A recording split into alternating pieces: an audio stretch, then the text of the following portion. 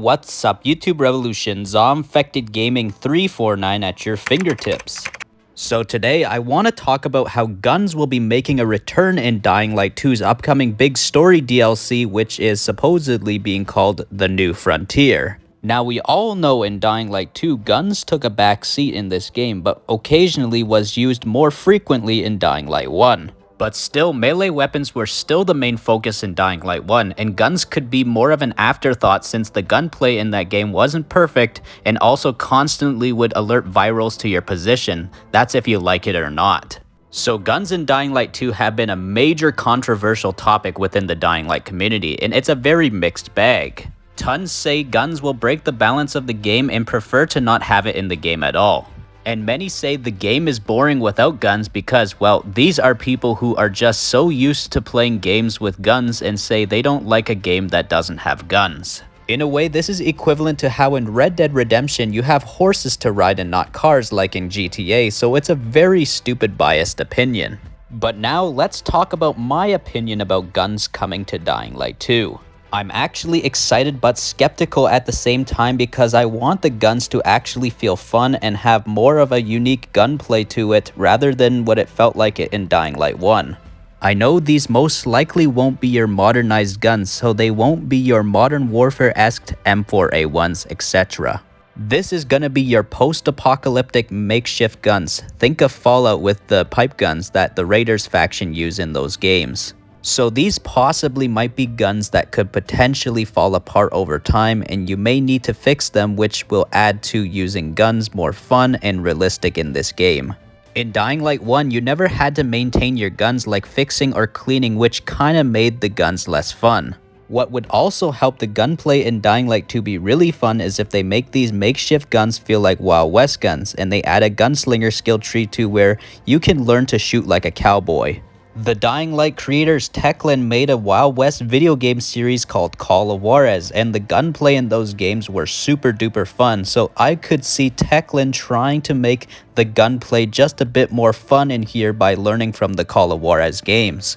DLC 2 can have more of a countryside western feel to it. That's what I want to see with it, since the main game had this modern dark age medieval theme to it. Now it's time to go for a more modern post-apocalyptic Wild West feel. It makes sense after modern civilization fell apart and modern guns were becoming obsolete, so it would turn into a medieval styled world once again. Also, since Dying Light 2 is about trying to rebuild civilization back up once again and learning from history, it makes sense to eventually go back to the creation of guns again, and things might just turn out to be feeling like the Wild West. It would be really cool if it kinda had a Fallout New Vegas post-apocalyptic western feel to it as well.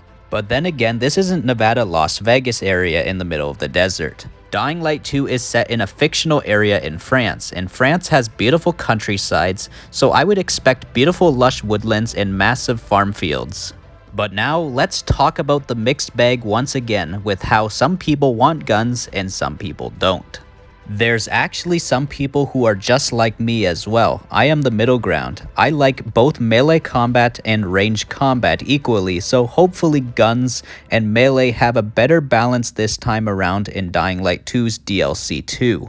Also, since it's allegedly called The New Frontier, it has this western vibe to its name, and if we are having guns come back, we are gonna need a decent amount of human enemies. Now, I know this is another controversial topic within the Dying Light community because people want more of a focus on the infected within the story. And guys, I'm on your side as well. But like I said, I'm in the middle ground. I equally enjoy human faction combat and infected combat just as much. We just need interesting human factions added, and surely it would be possibly better than the main game, but of course, make sure the new types of infected threats are very much a part of the story in DLC 2 as well. And since infected don't use guns, we definitely need human combat because it would be the first time we can actually have a proper range combat fight with humans rather than just enemies having melee and you have a crossbow or a boomstick and it's not fair fight between you and the human enemies. It just makes the ranged combat feel boring and unfair for your enemies, so hopefully we can see human enemies armed to the teeth with these makeshift weapons, and it can feel a lot like a Wild West shootout. So yeah, that's pretty much my opinions about how guns can be fun in Dying Light 2's DLC 2. What do you guys think? Leave your comments below. And also, if you're a Dying Light fan, consider subscribing to my channel and ding that bell icon really hard so I can always stay within fast reach of your fingertips when new uploads arrive. ZombfectedGaming 349 over and out.